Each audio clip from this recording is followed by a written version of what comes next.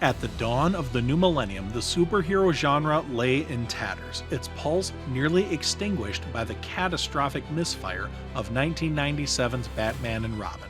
That film's garish excess, replete with cringe-inducing ice puns, and a campy aesthetic that felt like a betrayal of Batman's brooding essence, left audiences and studios disillusioned.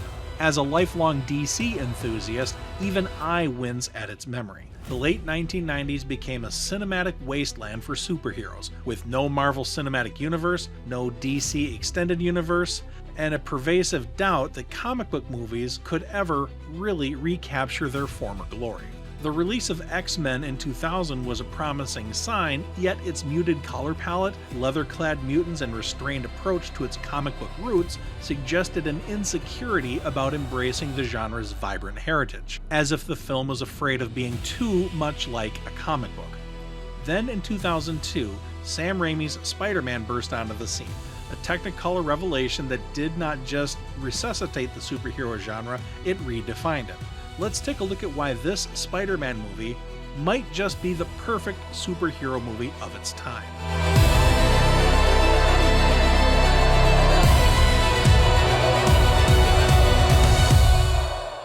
Despite my preference for DC over Marvel, I found myself captivated by this movie. This wasn't merely a film, it was a manifesto proving that superhero movies could soar by weaving emotional authenticity, personal stakes, and an unabashed love for the source material. Spider-Man did not shy away from its comic book identity like X-Men did, or descend into self-parody like Batman and Robin. It struck a near-perfect balance, making a compelling case that it might be the genre's gold standard.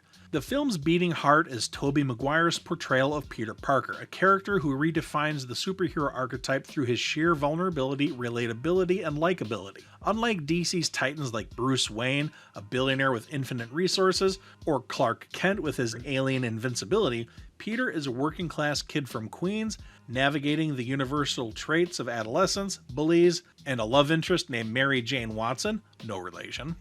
And he had financial difficulties. His struggles were painfully human. When a radioactive spider grants him powers, the film doesn't leap into heroics. Instead, it dwells on Peter's moral dilemma and moral education. The iconic mantra, "with great power comes great responsibility," delivered by his Uncle Ben, transcends its apparent simplicity through the sincerity of its delivery. Uncle Ben's death, a direct consequence of Peter's selfish inaction, lands with a devastating punch amplified by Maguire's raw, tear-streaked performance and the shattering portrayal of Aunt May. This is just an iconic movie sequence. This tragedy reframes Peter Parker's powers and his moral obligation, a burden that sets him apart from the godlike optimism of Superman or the vengeance-driven hero of Batman. Contrast this movie with earlier superhero films like Christopher Reeve's Superman and Michael Keaton's Batman. Both of those films are groundbreaking, yet their protagonists, archetypal, larger than life, operated on an elevated reality. Tim Burton's Gotham City never quite felt like a real place. Superman's Metropolis never quite felt as relatable. Peter Parker, by contrast, is a kid from Queens, New York. Unlike Metropolis or Gotham City, New York actually exists. His journey is intimate, even mundane, juggling school, a fledgling romance, and heroism on a shoestring budget. It mirrors real-life struggles of everyday life of everyday Americans. His down-to-earth motivations are much more relatable than a Batman or a Superman, as much as I love those characters. This groundedness, rare even among DC's more human heroes like Nightwing, gives Spider-Man an emotional accessibility that resonates universally. We witness his transformation, being bitten by a spider, grappling with newfound strength and powers, and donning an iconic red and blue suit. The briskness never feels rushed. The web-slinging training montage, both humorous and thrilling, showcases Peter Parker's physical learning curve, while his encounter with Uncle Ben's killer reveals his ethical side. The economy of storytelling ensures that every moment serves Peter Parker's arc, from his guilt-driven resolve to the climactic bridge battle where he saves Mary Jane and a cable car full of children. Sam Raimi's directorial hand, honed by the visceral horror of the Evil Dead movies, infuses Spider-Man with a distinctive edge. Willem Dafoe's Norman Osborn, the Green Goblin, is a triumph of nuanced villainy. His psychological unraveling, torn between ambition, madness, paternal instinct, leads to tragic depth to a character who could have been a caricature in lesser hands. Willem Dafoe's chilling portrayal, paired with the Goblin's vibrant, comic book accurate suit, embodies the film's ability to marry grounded drama with superhero comic book fantastic flair.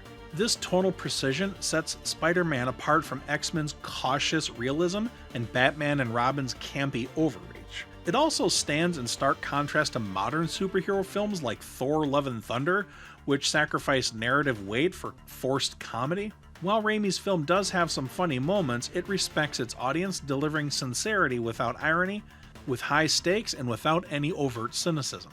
The supporting cast of the movie is also fantastic. Everyone in this movie delivers a great performance. The film's sense of community shines in moments like the bridge scene where the New Yorkers pelt Green Goblin with debris to protect Spider-Man, a collective act of defiance that underscores that the city is a character in its own right, unlike the more solitary worlds like Metropolis and Gotham. Danny Elfman's score is iconic. I still prefer his Batman score, but the score of this movie comes pretty darn close. It rivals John Williams' Superman fanfare for instant recognizability. The early 2000s soundtrack featuring Sum 41 and the guy from Nickelback kinda make the film feel a little dated, but it grounds it in its cultural moment. Even though it's dated to modern ears, it sort of amplifies Peter Parker's coming-of-age journey. Despite all the great things this movie has going for it, there are a few flaws. The CGI is rather dated, but the movie can't help when it was made. Its early 2000s limitations are showing. The dialogue is occasionally awkward. The pacing, while generally smooth, sags a little bit in the second act. Peter navigates his dual life wrestling sequences featuring Macho Man Randy Savage is delightfully absurd, but tonally a little bit uneven. And the movie doesn't age well in a few spots, hello phone booths, but like I said, the movie can't help when it was made, and there's a homophobic joke in there that really irks modern ears. But even so, Spider-Man endures as a benchmark of cinematic wonderfulness, in my opinion. It's a great movie. It does not shy away from being a comic book movie. Its influence on the genre is profound. The MCU's foundation, from Iron Man all the way through the modern entries, can point to this movie for the basic formula and how to do a superhero movie right. Ultimately, in my opinion, Spider-Man stands as a pinnacle of superhero storytelling. It's not flawless, but it was transformative. It was a blend of reliability, sincerity, comic book fidelity. It just strikes the right balance. It's not afraid to be a comic book movie, and it's not afraid to have drama. So what is your verdict? How do you feel about Sam Raimi's original Spider-Man movie? Does it hold up today? How would you compare it to Garfield or Tom Holland's versions? Share your thoughts with me or tag me on X.